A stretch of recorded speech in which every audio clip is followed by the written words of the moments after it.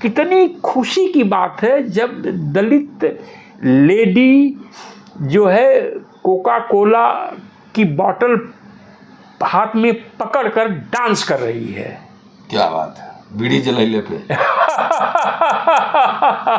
Upper caste की ladies चमार बस्ती में, पासी बस्ती में 1 बजे रात तक रहती हैं।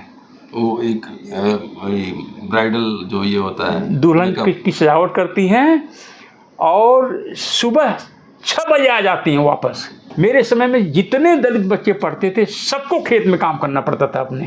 कुछ लोग मजदूरी भी करते थे। जिसने एक दिन भी बामसेफ की कॉन्फ्रेंस अटेंड की है, जब तक वह जिंदा है, जब तक बूढ़ा नहीं हो गया, लाठी लेके चलना नहीं शुरू किया और फिर बाद में भगवान बुद्ध की शरण में चला गया, तब तक इस समाज से कुछ नहीं होने वाला है। तो ऐसा आधुनिक माहौल हो गया कि कई बार जो दुल्हन जो है, जो जाते हैं लोग पीछे से फोटो खिंचाने के लिए, तो दूल्हे के छोटे भाई को आंख मार देती है। अच्छा। हाँ। पहले ऐसे पहले ऐसे घूंघट था, ऐसे रहती थी, अब जो है ऐसे। बगैर डीजे के दलित बारात न तो निकलती है न तो दुल्हन के घर पहुंचती है। उस गांव के अपर कास्ट के लोगों को अगर लोग बुलाते हैं तो उसमें से 10 लोगों को बुलाएंगे तो 4 लोग अवश्य आ जाते हैं।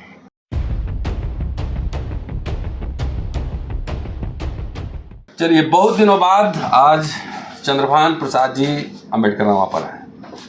काफ़ी कुछ बातचीत करना है, लेकिन अभी 15 दिनों से तकरीबन ये आजमगढ़ के दौरे पे थे। और दौरा कोई इस तरह का नहीं, एकेडमिक रिसर्च के उद्देश्य से आजमगढ़ में थे वो 15 दिनों। और इस बार बहुत ही यूनिक और स्पेसिफिक चीज़ पर इन्होंने रिसर्च किया है, और वो है कि दलितों में जो शादी की प्रथा है, जो व्यवस्था है, उसका ट्रांसफॉर्मेशन यानी रूपांतरण पिछले 20-25 सालों में, 30 सालों में कैसे हुआ है। हमने देखा है गांव में कि पहले कैसे शादियां होती थी और कैसे पाप लगता था, और जात के हिसाब से पहले लोग खाना खाते थे, बड़े लोग अलग अंदाज में पेश आते थे, डोली चलती थी। डोली तो खैर बहुत पहले ही ख़त्म हो गई, लेकिन कई तरह के शादी ब्याह में भी छुआछूत, कच्ची पक्की का भी मसला था कि कच्ची पक्की क्या होता है खाना। क्या पिछले 30 सालों में कोई बड़ा ट्रांसफॉर्मेशन आया है? जो मैरिज सिस्टम है उस पर इन्होंने 15 दिनों तक शोध किया है।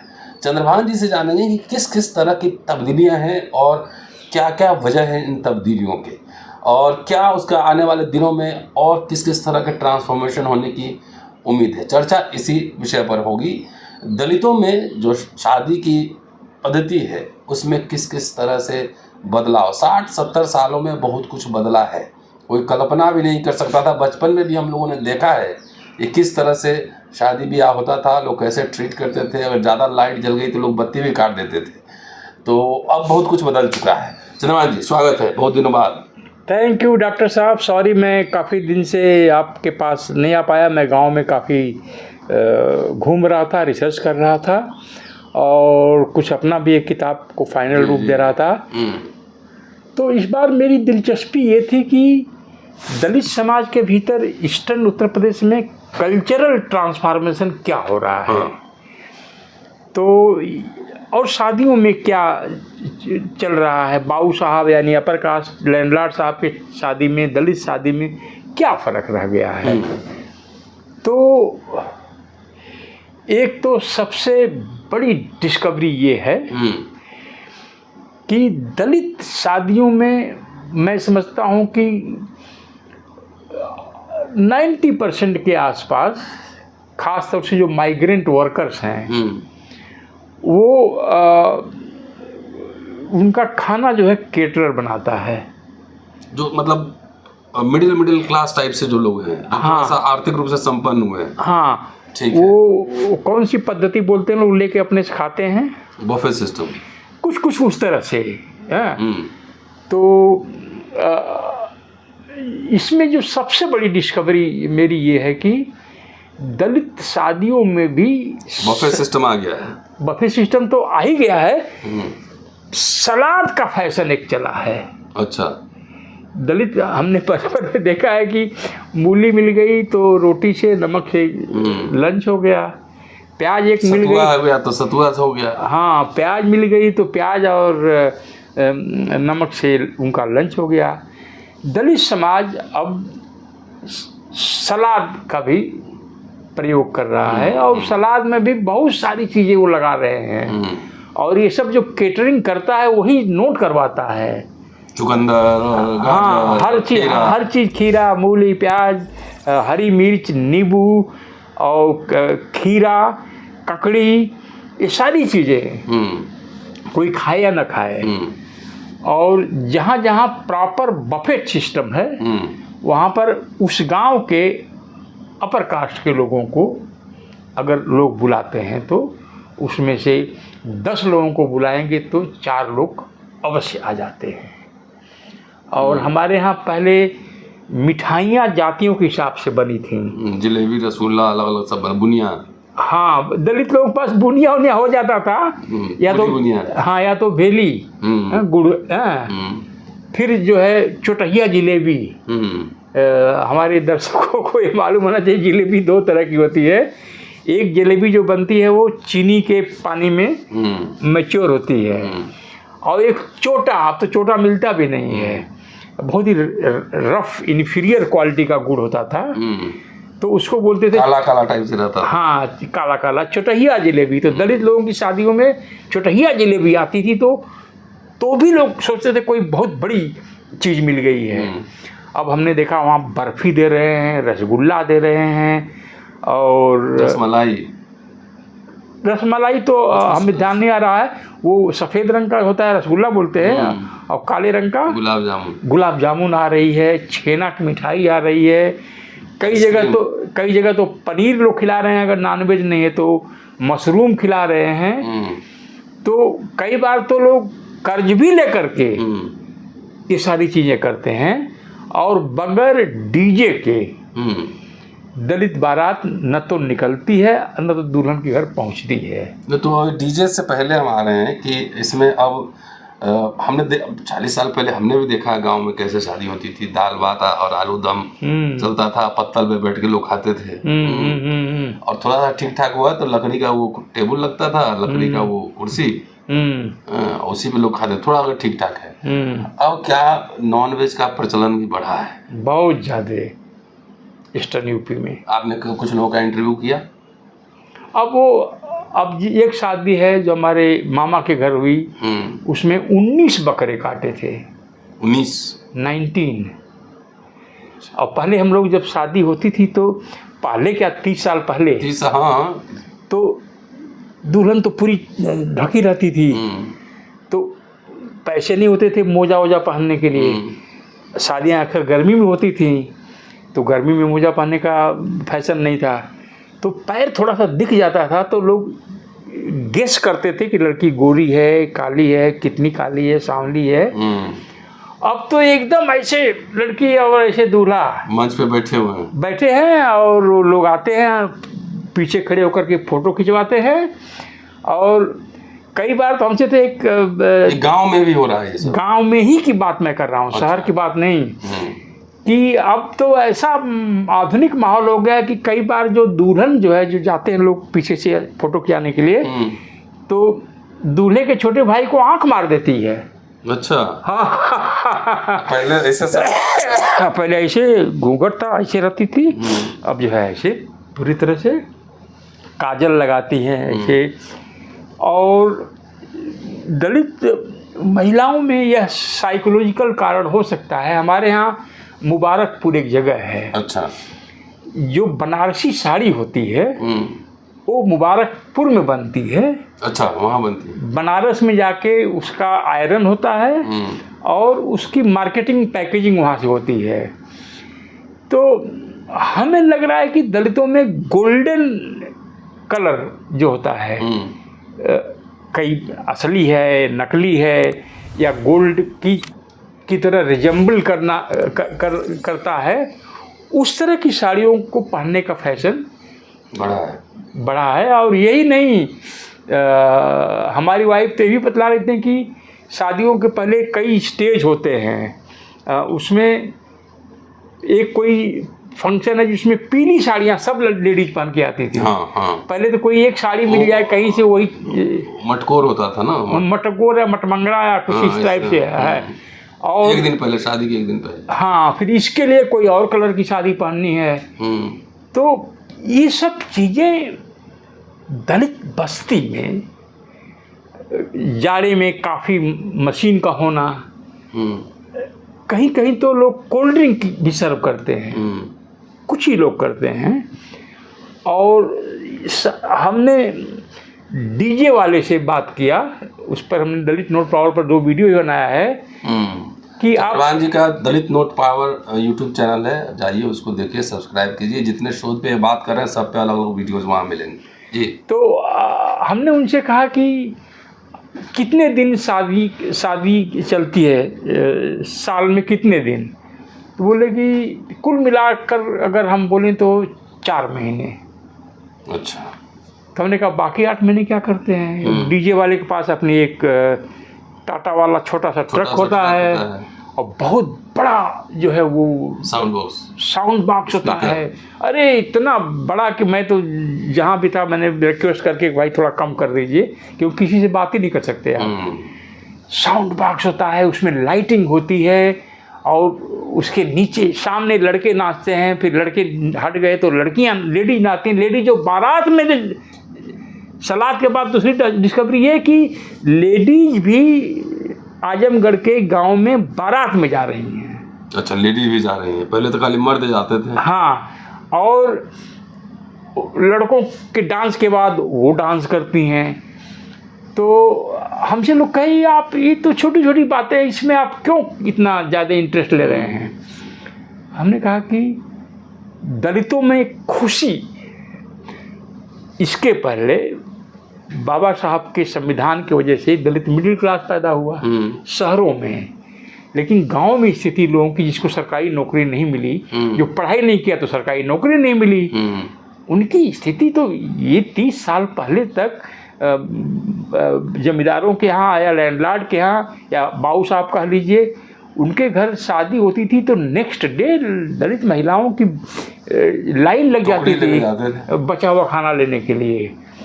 तो इसमें मुझे बहुत खुशी है कि दलित अब उनको भी कुछ आनंद की प्राप्ति हो रही है और उनको लगता है कि जो खाना पहले वो खाते थे हम भी खा रहे हैं, हम भी अपने यहाँ रसगुल्ले खा रहे हैं, खिला रहे हैं, हम भी जो है वो असली वाली जलेबी चोटैया जलेबी को हम पार कर चुके हैं। तो हमने कहा इनसे जो डीजे वाले हैं कि फिर 8 महीने क्या करते हैं? आपकी गाड़ी है, आपका ये सब सिस्टम है। अरे साहब 8 महीने हमको हमेशा हम बुक होते रहते हैं। दलितों में जो है बर्थडे और शादी का सालगिरह मनाने का फैशन आ गया है। तो फिर हमने जो केटरर से पूछा कि दलित लोग बर्थडे में भी आपको बुलाते हैं? बोले हाँ बुलाते हैं। बाबू साहब लोग का ऐसे ही काम चला लेते हैं, आपस में ही कुछ करके एक डब्बा मिठाई ले लेते हैं, उनका बर्थडे हो जाता है। और यहाँ तो बर्थडे है, मुर्गा बनता है। हाँ, हम बनाते हैं, मुर्गा बनाते हैं, गर्मी में कोल्ड ड्रिंक आता है, विंटर में काफ़ी मशीन बुक करते हैं, चाहे कर्जा ही लेके आए कहीं से भी आए तो। और लेडीज डांस करती हैं और अच्छे अच्छे कपड़े पहनती हैं, सब लोग अच्छे अच्छे खाना खाते हैं। तो फिर अगर कुछ दलित इंटेलेक्चुअल से बात करिए, और दलित इंटेलेक्चुअल में कुछ बामसेफ के अवशेष गांव में मिलते हैं। अच्छा, हाँ हाँ। तो वो जो है पर प्रसाद जी, बाबू साहब का घर देखिए कितना बड़ा है और उनका खेत इतना ज़्यादा है। हमने कहा हाथी है उनके पास? नहीं, हाथी तो नहीं है। घोड़ा है? घोड़ा नहीं है। बैल है? बैल नहीं है। उनके यहाँ भैंस है? हाँ भैंस है। भैंस का वो उपला कौन पालता है? वही ठकुराइन साहब पालती हैं। बैल का गोबर कौन उठाता है? वही लोग उठाते हैं। पहले कौन उठाता था? दलित लोग उठाते हैं। पहले उनके घर के सामने दलित महिलाएं चप्पल पहनकर जा सकती थी?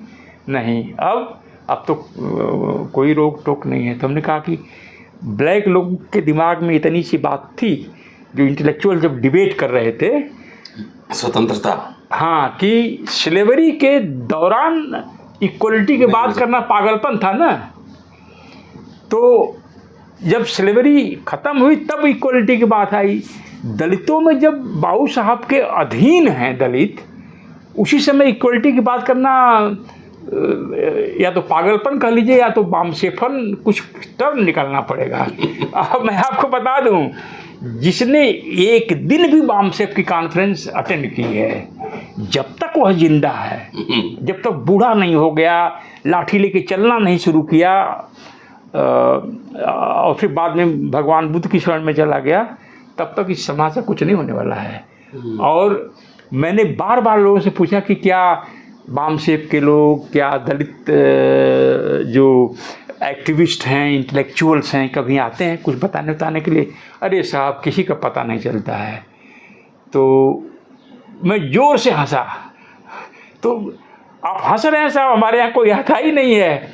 हमने कहा कि बहुत अच्छा हुआ नहीं आते हैं, नहीं तो आपके मन में भी जहर वो जो है वो जहर घोलते कि बॉम्बे में गए हो, दिल्ली में गए हो, फरीदाबाद में गए हो, स्लम में रहते हो, पानी पीने का नहीं है, गंदगी है चारों तरफ, और तुम जो है इस बात से खुश हो। तो क्या करें साहब, हुक्मरान बनना है।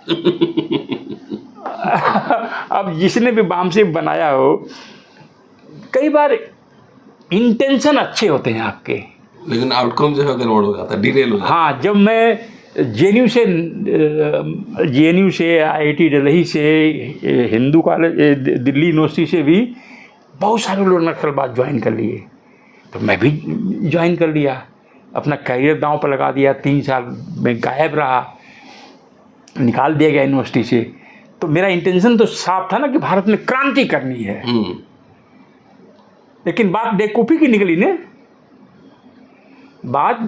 निकली ना, तो वैचारिक रूप से बामसेफ का जो इंटेंशन जो भी रहा हो, इसने दलितों को हुक्मरान बना दिया, बुद्धविहीन बना दिया है। कुछ दिमाग में रहा ही नहीं, खत्म, एकदम इंजेक्शन लगा के जैसे कोई किसी निकाल लेता है। सोचने समझने, अरे जो कक्षा 6 से आगे पढ़ने की जिसकी औकात नहीं है, साधन नहीं है, माँ बाप कहीं काम कर रहे हैं खेती में, बेटा फेल हो जा रहा है, पढ़ने का टाइम नहीं। मेरे समय में जितने दलित बच्चे पढ़ते थे, सबको खेत में काम करना पड़ता था अपने, कुछ लोग मजदूरी भी करते थे। और अब वो सब छोड़ के फेल हो गए, तो हाई स्कूल फेल हो गए, तुरंत फरीदाबाद, चंडीगढ़, दिल्ली, गुजरात, इधर उधर, नागपुर, बॉम्बे, जहाँ भी निकलना है निकल जा रहे हैं। तुम बोल रहे हो इसको न करने के बजाय तुमको हुक्मरान बनने के लिए कोशिश करनी चाहिए। तो उसकी बहन, उसकी माँ, उसकी वाइफ, वो सब मिशन मूवमेंट का काम हुआ ना। हाँ, अरे इसी मिशन से तो दलितों को एकदम ही, अब मैं कोई शब्द बुरा नहीं इस्तेमाल करना चाहता, बामसेफ ने एकदम कोई चीज़ खाली हो जाए तो क्या कहते हैं, वैक्यूम खड़ा कर दिया दलित समाज में। और इसीलिए मैं कहा ये लोग आपके यहाँ नहीं आते हैं, ये कितनी खुशी की बात है। जो 5 गांवों का मैंने अध्ययन किया है आजमगढ़ में, और एक गांव से दूसरा गांव 20 किलोमीटर की, 25 किलोमीटर की दूरी, 30 किलोमीटर की दूरी पर है। 160 दलित पर विलेज बाहर गए हैं 2000 के बाद।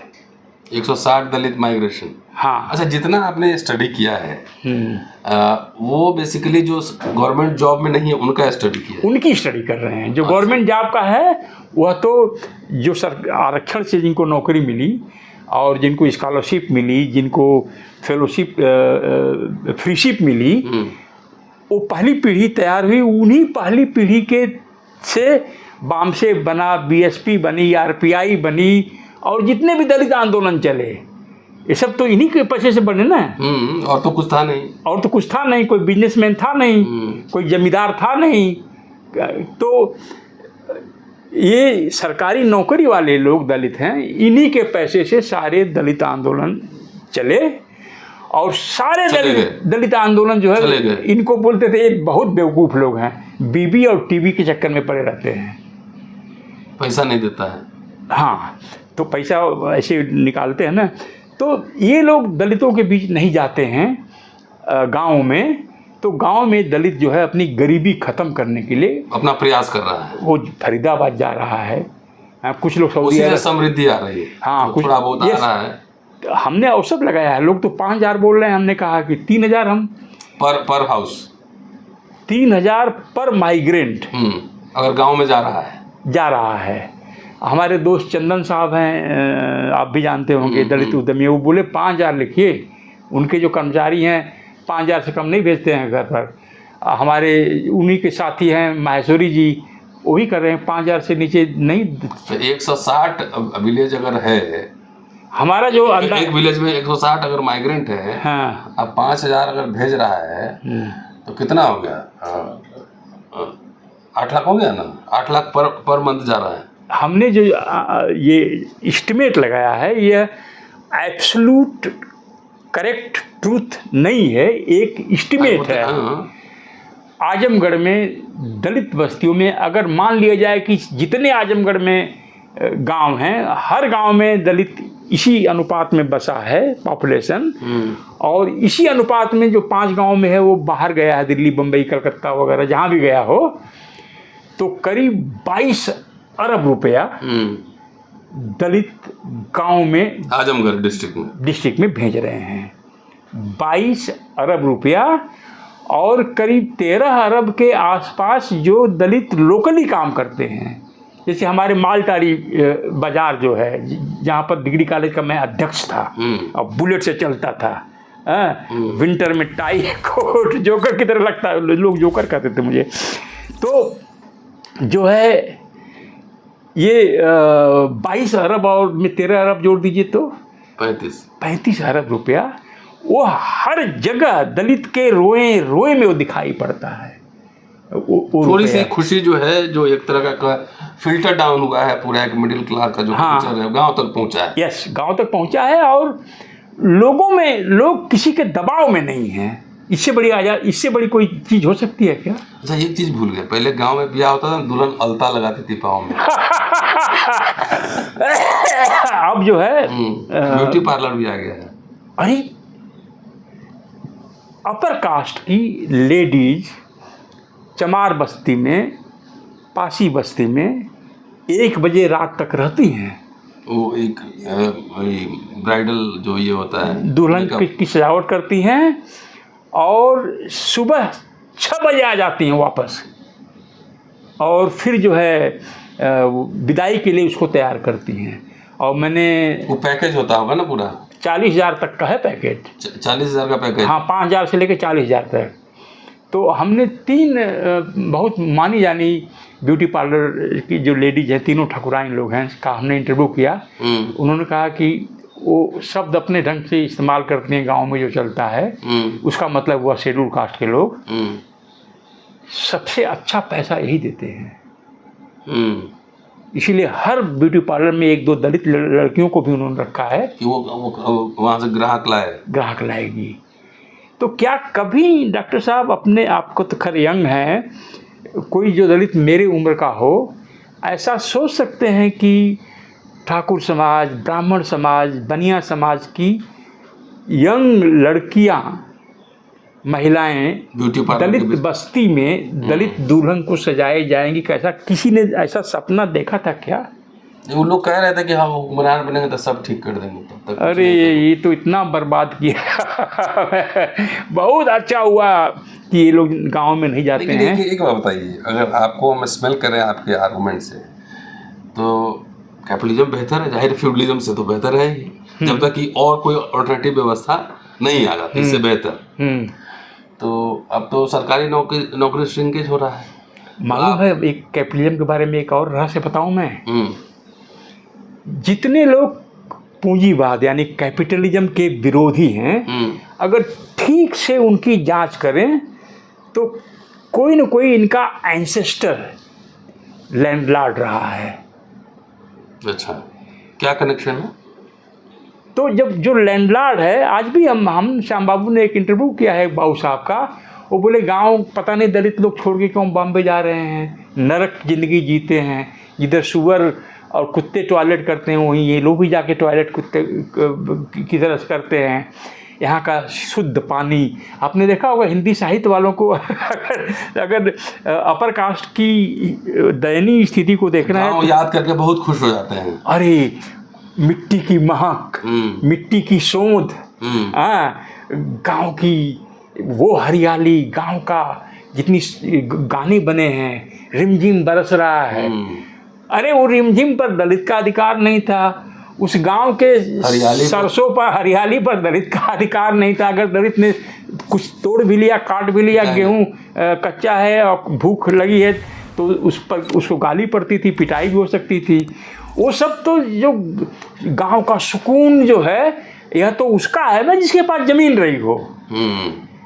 जो हम मजदूरी करता था बाबू साहब की, दक्षिण टोला में रह रहा था, उसका क्या है उसमें।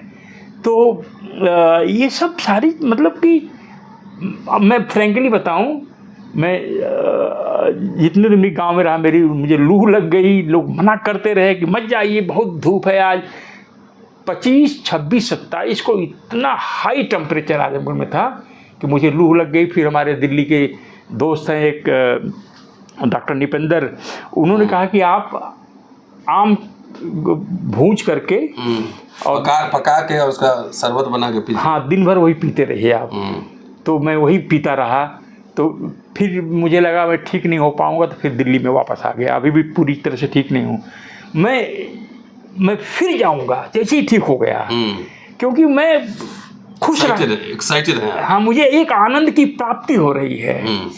मतलब कि कितनी खुशी की बात है जब दलित लेडी जो है कोका कोला की बोतल हाथ में पकड़कर डांस कर रही है। क्या बात है, बीड़ी जलाइले पे। तो हमसे बहुत सारे लोग कहते हैं चंद्रभान जी जो भी आप कह रहे हैं ठीक है, लेकिन ये लोग क्या नाम है कि जितना कमाते हैं सूरज डूबने तक दलित बस्ती जो है मस्त हो जाती है। हमने कहा हाँ, 30 साल पहले भूख से पस्त थे। अब कौन से मस्त हो रहा है। हाँ, बहुत सारे ऐसी कहानियाँ किस्से हैं, सच्चाई भी है कि बाबू साहब घोड़े से दलित बस्ती में प्रजा का की हाल चाल लेने के लिए जाते थे। जिस घर में से धुआं नहीं निकल होता था तो वहाँ तुरंत जाते थे, पता चला कि उनके घर खाना नहीं बन रहा है।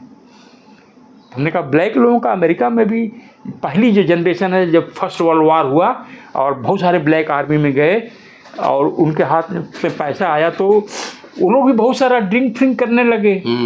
तो जो पहली बार भूख के बाद, अब क्या है, भूख के बाद ड्रिंक है, अब वो कम हो गया। यह भी एक प्रोसेस है। अब दलित के पास 500 रुपये कमाया तो उसे नॉनवेज चाहिए, उसे थोड़ा ड्रिंक चाहिए। अवॉइड करें तो अच्छी बात है, ड्रिंक नहीं पीना चाहिए, लेकिन वो कैसे उनको कैसे अपनी खुशी वो व्यक्त करें। शहर में जो लोग हैं स्कॉच पीते हैं, जो पढ़े लिखे हैं, पीएचडी किए हैं, जो आईएएस हैं, जो डिप्लोमेट्स हैं, ये सब लोग जो है महंगी चीज़ें पीते हैं, वो सस्ती चीज़ें पीते हैं। तो दलितों को खुश देख करके और समाज के नियंत्रण से मुक्त ये देखना जो है मुझे कितना मतलब कितने सुख की बात है। और बहुत अच्छा हुआ कि यहाँ पर, अरे एक तो हमारे तोहफापुर गांव है, वहाँ पर एक बंदा है हर साल गर्मी में जाता है 1 महीने की छुट्टी लेकर के और हर साल अपनी बेटी का एनिवर्सरी मनाता है। और फिर हमसे ये बोला जो है, बोले केटर साहब गुप्ता जी, अरे साहब 10-10 केक मंगा लेते हैं लोग। हमने कहा क्यों 10-10 केक? तो बोले एक तो भीड़ होती है। तो हमने कहा एक बड़ा सा केक मंगा लेना चाहिए। नहीं, नाम के हिसाब से केक है, चंद्रा, CHANDRA, तो सी का एक केक, अच्छा एच का एक केक, तो ऐसे नाम बनाते हैं इतना लंबा। बताइए, जो दलित जिस सामंती बंधन में जो था, जंजीरों में बंधा था, हाँ, अब वो जिसको कम से कम फाके थोड़ा सुकून ले रहा है। फाके पड़ गए, वो पड़ जाते थे, दूर से देख सकते थे। ये होठ जो है सूखा हुआ है, गाल अंदर है, और दलित दुल्हन का फोटो देखिए, जो नई जनरेशन है, वो सोशल मीडिया में दिखता है कभी कभी। हाँ, तो ये सब है। वेडिंग एनिवर्सरी हो रही है, बर्थ एनिवर्सरी हो रही है, केक कट रहे हैं, तो यह दलित जश्न का माहौल है। और इसको उत्पीड़न भी बढ़ रहा है, लेकिन उत्पीड़न भी बढ़ रहा है। उत्पीड़न तभी होगा जब आप आगे बढ़ेंगे। पहले एक डंडा से गांव हाँक देता था, अब राइफल निकालनी पड़ती है। अमेरिका में भी ऐसे हुआ, लिंचिंग तब शुरू हुई, ब्लैक लोगों की लिंचिंग, मतलब कि पकड़ कर मार देना सड़क पर, जब थोड़ा रेसिस्ट करना शुरू किया, जब आज़ाद हो गया वो। तो इसको आरएसएस और इनका पूरा इकोसिस्टम कहता है कि 75-70 साल में कुछ नहीं हुआ, और आरएसएस का हाँ में हाँ यदि कोई दलितों में मिलाता है तो ये नीली चड्ढी वाले लोग हैं। चलिए, अगली बार जब हम आपसे बात करेंगे तो शिक्षा को लेकर बात करेंगे कि गांव में शिक्षा को लेकर क्या है चेतना। और अरे बहुत बहुत बड़ी क्राइसिस है, लेकिन उसका कोई हल नहीं है। चलिए, शुक्रिया। और ये थे चंद्रभान जी। अब बहुत शानदार बातचीत। अब मैं भी अभी गांव में गया था, बीच बीच में जाता रहा हूँ शादी ब्याह में, तो जो बचपन में हमने देखा था, 50 पार कर गया हूँ मैं भी, जो देखा था उससे ज़मीन आसमान का अंतर है। मेरे गांव में भी विवाह भवन बन गया है, तो हर गांव में एक विवाह भवन जरूर मिलेंगे, और सब जाति के लोग वहाँ पर शादी करते हैं, चाहे अपर कास्ट हो, चाहे लोअर कास्ट हो, बैकवर्ड हो, सब लोग वो बुक करते हैं, और शादी अब विवाह भवन में हो रही है। अब दरवाजे पे वो बारात नहीं लग रहा है, जिसके पास पैसा है जी। इसीलिए मैं कहता हूँ, कैपिटलिज्म एक ऐसा आर्डर है जहाँ पर आप स्टेटस खरीद सकते हैं। आप मार्केट से इतना लंबा मोबाइल फ़ोन खरीद लीजिए, पैसा है तो। पहले तो आपके पास मूछ भी है, ऐसी रखने की ताकत तो नहीं रख सकते थे आप। अब तो शैम्पू भी मार रहा है लोग। हाँ परफ्यूम गांव में, मेरे गांव में परफ्यूम तरह तरह का मिलता है। हाँ, अरे दलित लेडीज जो है ये पेंसिल से ये जो है इधर आईब्रोज वगैरह बनाती हैं, आईब्रोज बनवाने का पैसा लगता है। चलिए, बहुत शानदार बातचीत, शुक्रिया। देखते रहिए अम्बेडकरनामा। Thank you.